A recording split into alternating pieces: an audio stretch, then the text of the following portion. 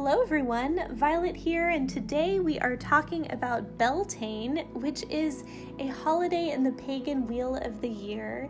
It occurs right in between the spring equinox and the summer solstice. So in the northern hemisphere that falls on April 30th and May 1st. And in the southern hemisphere, you may be celebrating it on October 31st and November 1st. So we'll talk about that soon, about the connection between the Sabbats right across the wheel of the year.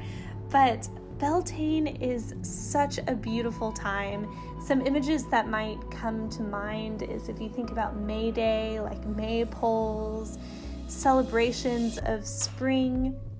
I also heard once, and I think this was in a book about Mary, because May is also the month to celebrate Mother Mary. It's also Mother's Day, and like right before Beltane is Earth Day. I feel like all of these things are very much connected, I must say, and that gives you some clues about the theme here. But I heard something about celebrating a festival for Mary. It talked about waiting for that first perfect warm spring day in May. And that sometimes it's the weather that determines the day. So that's something also to keep in mind here. But when I think about that, I think about the time when the air just smells sweet, when you step outside and you just like feel filled with energy, excitement, joy. It's like a specific feeling that I only really get at that time of year. It's like very much connected to that time of year. So Beltane is a time of blossoming, literally. I mean, especially around where we live here in upstate New York, I'm looking at all of the trees in bloom. It's absolutely gorgeous. But you can think about this as the time of the year when you're really celebrating life. So it is interesting that it's right across the wheel from Samhain, which is Halloween. So people in the opposite hemisphere may be celebrating Samhain at the same time that you are celebrating Beltane. And Beltane is a celebration of life, whereas Samhain is honoring death. So it's a very interesting combination. And Beltane is also a time where we're pretty connected to the fairy realm, and I definitely feel that to be true. I sense their presence. I sense that to be true, and that's interesting because you could think about the veil being thin here at Beltane with regards to the world of the fairies, and then on the opposite side of the wheel, on Samhain, the veil is thin for the dead, for ancestors, those who've passed beyond. So again, there's this connection there. And if you look at the mythologies of the Lord and Lady, which comes from pagan tradition, and there are different ways to look at the story of the Lord and Lady, but specifically with Beltane, I really connect this as the time when the young Lord and Maiden are getting married. And there certainly are a lot of pagan marriages that happen at this time. Then a year later, that same Lord and Lady are celebrating the birth of their child, which happened at Ostara, but now is the time about, a month and a half later when the baby can start to meet more people, perhaps be introduced to family, to community members, for them to surround the baby and celebrate life, welcoming the baby, doing baby blessing ceremonies, etc. So it's definitely a time to celebrate life. And I often think about creative projects during this time. And Ostara is definitely, I just really feel about like getting going on creative projects. And so here at this next Sabbat with Beltane, if you think about a flower in full bloom, it's like the time when the projects are just blossoming and becoming, and like full expression is happening. And one lesson that I feel is embedded here is this celebration time doesn't have to happen at the end. It doesn't have to happen when everything is finished and completed and perfect, but rather it's on the journey. We haven't even reached the full climax, which is in midsummer, the summer solstice. We're on our journey, but we're like celebrating how far we've come. We're celebrating the experience of it, the presence of it, the full bloom of the flower. And I keep talking about the flower here. I also want to describe it like this. If you think of the sabbats like a plant, it's like an imbolc. You're planting that seed into the earth. At Ostara, it is sprouting from the earth. And then here we are in Beltane, it blossoms, it flowers. And then in midsummer or Letha, it fruits. And Lammas or Lughnasadh, you pick the fruit, it's the harvest. And then in Mabon, you share it with friends. And then Samhain, you release it back into the earth, whatever you didn't use. It's sort of like this cycle, this feeling. And then I suppose at Yule, it's kind of that pause and waiting for it to start again. But here we are at Beltane with the time of flowering. You can look at a flower also and see it as a mandala, see it as a representation of the universe, the creative force of the universe, the expression of the universe, and think about how that relates to many areas of life, be it creativity or cycles of life. And this is very much a time for marking special occasions and finding the time to celebrate those. I also really like to connect the sabbats to nature and what's, physically happening in nature, especially with the 4 elements. So with Beltane, I think about air.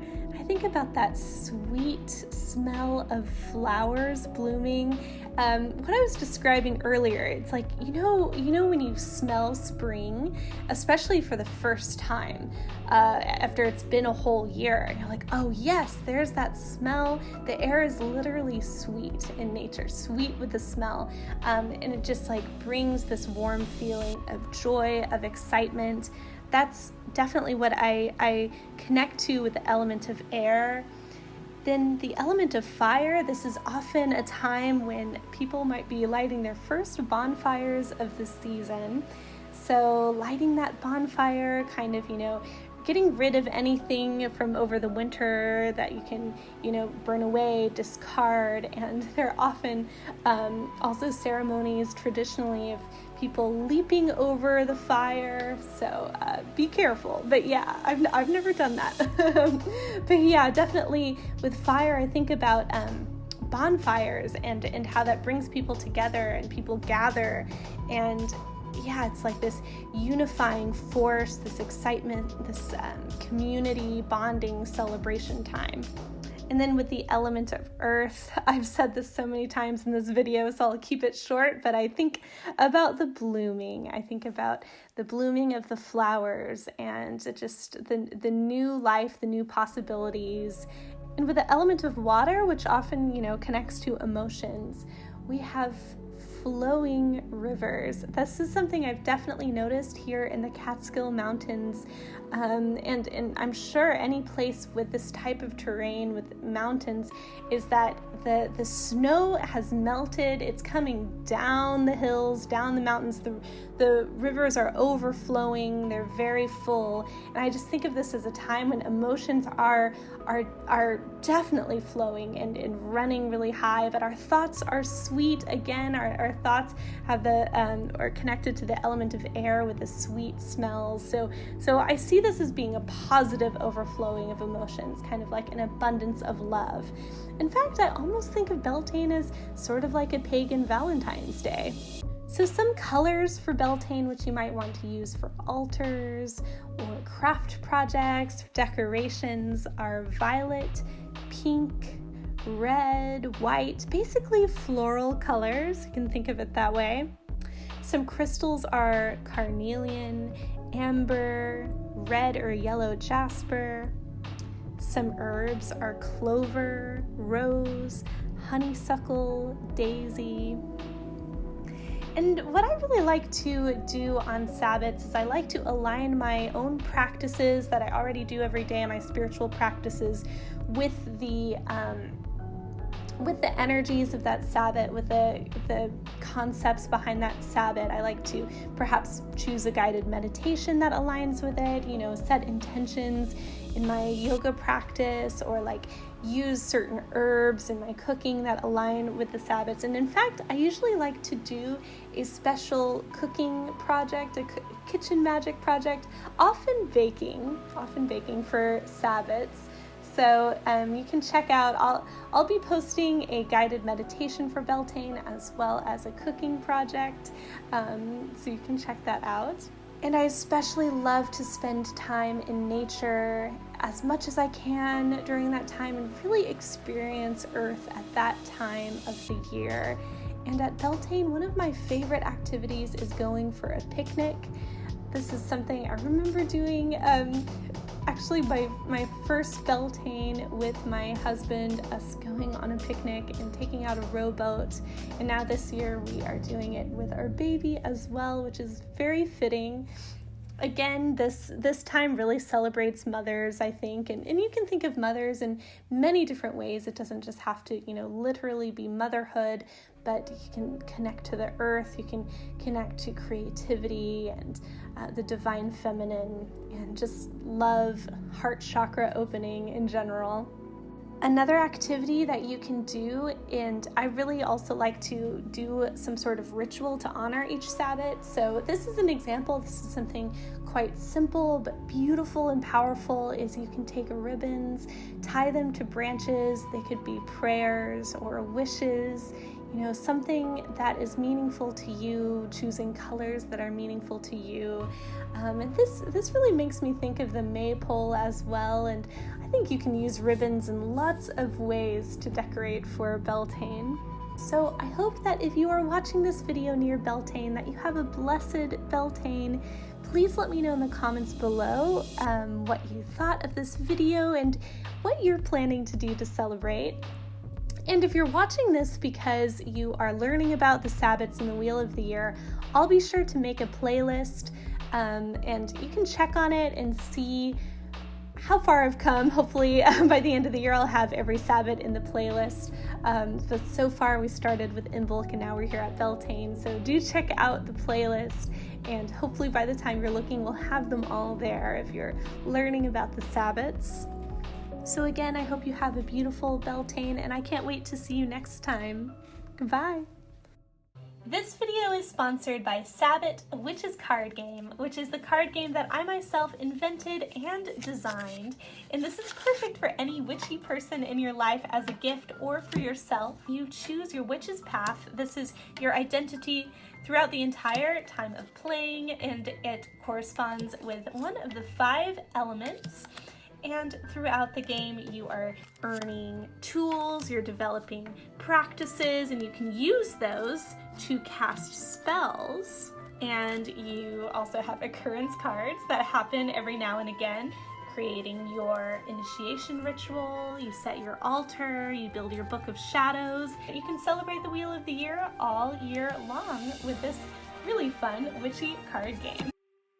I would love to invite you to enter the Enchanted Forest and become a member of my Twitch community, where we do morning mindfulness practices such as meditation, stretching and yoga, breathing every morning Monday through Saturday, as well as Sunday arts and craft streams, and free tarot on full moons, new moons, equinoxes, solstices, special occasions. I so can't wait for you to be here and to get to know you.